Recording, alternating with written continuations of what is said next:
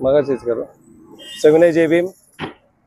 आज आम्ही पाण्याच्या उपोषणासाठी बसलेलो आहोत. आमचे गेले 70 वर्षापासून पाण्याची टंचाई आणि पाण्यापासून वंचित आमचं संपूर्ण गाव आहे. आणि प्रशासनाशी वेळोवेळी आम्ही ठराव देऊन, ग्रामपंचायतीचे ठराव देऊन प्रशासनानं आम्हाला पूर्ण पाण्याची व्यवस्था केलेली नाही. आता दुष्काळामध्ये एवढा होरपळून जातोय आम्ही. आमची शासनानं पाण्याची व्यवस्था करावी एवढी आमची आग्रहाची विनंती आहे. दुसरी गोष्ट, आमचं गावठाण हे गावठाण झालेलं नाही, ते गावठाण ही शासनाने करून द्यावं.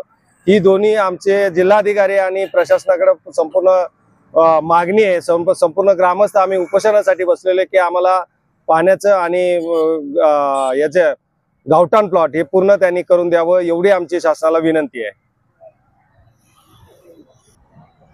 सविनय जय भीम. खऱ्या अर्थानं आज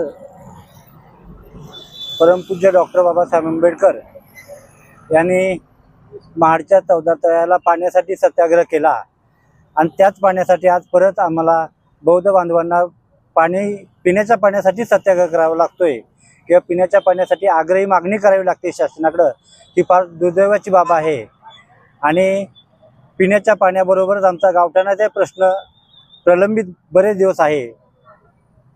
तर तोही प्रश्न आम्हाला शासनाने मार्गी लावून आम्हाला योग्य ते न्याय मिळावा.